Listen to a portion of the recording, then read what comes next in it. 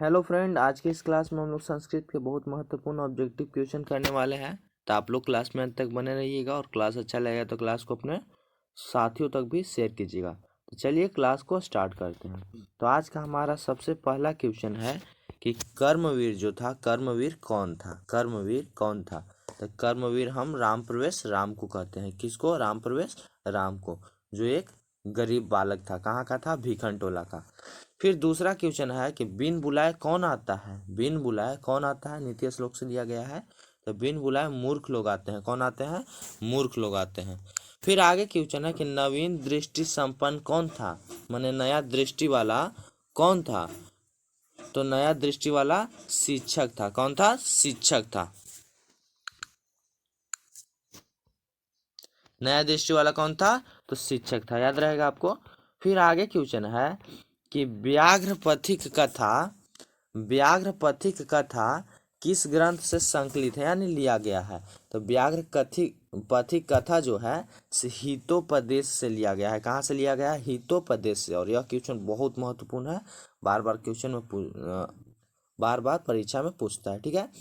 फिर है कि व्याघ्र के हाथ, व्याघ्र यानी संस्कृत में व्याघ्र बोलते हैं, इसको हिंदी में बाघ बोलते हैं। बाघ, बाघ के हाथ में क्या था? तो बाघ के हाथ में सोने के कंगन थे और बाघ बूढ़ा हो चुका था।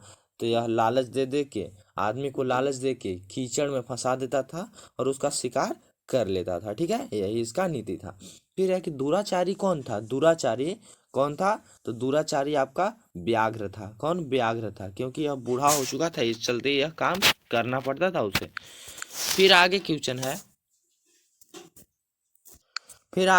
है कि शांति जो है, शांति किससे स्थापित होता है? यहाँ पर किससे हो जाएगा, किससे स्थापित होता है?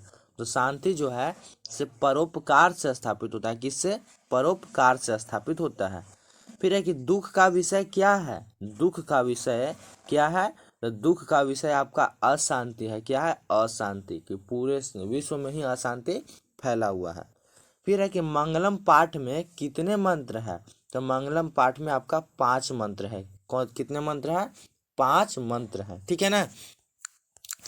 फिर आगे है क्वेश्चन कि सत्य का जो मुंह है से किस पात्र से ढका हुआ है? तो सोने के पात्र से ढका हुआ है। कहीं कहीं हिरणमय पात्र दिया हो रहता है, याद रखिएगा, हिरणमय पात्र दिया रहता है।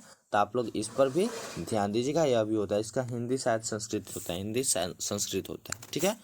फिर है कि यह संपूर्ण संसार जो है से किसके द्वारा अनुशासित है? किसके द्वारा अनुशासित है? तो यह संपूर्ण संसार परमात्मा के द्वारा अनुशासित है। किसके द्वारा? परमात्मा के द्वारा अनुशासित है। फिर है कि महान से भी महान क्या है? तो महान से भी महान आत्मा है। और अगर पूछे कि छोटा से भी छोटा क्या है, अणु से भी छोटा क्या है, तो आत्मा ही होगा। महान से महान पूछे तो आत्मा, और छोटा से छोटा चाहे अणु से छोटा पूछे तो आत्मा ही होगा। ठीक है ना। फिर हमारा अगला क्वेश्चन है कि उपनिषद के रचनाकार कौन है? तो महर्षि वेद व्यास है। महर्षि वेद व्यास उपनिषद के रचनाकार हैं, याद रखिएगा। फिर है कि बहती नदी कहाँ मिल जाती है? तो बहती नदी आपका समुद्र में मिल जाता है। यह भी पूछा कि नदियाँ नाम और रूप छोड़कर कहाँ मिल जाती है? तो समुद्र में ही मिल जाती है। या सब्जेक्टिव में पूछ लेता है कभी और ऑब्जेक्टिव में भी पूछ लेता है, तो आप लोग याद रखिएगा। फिर है कि अणु से छोटा कौन है? तो आत्मा है। आपको हम बताएं, अणु से छोटा आत्मा है। ठीक है ना।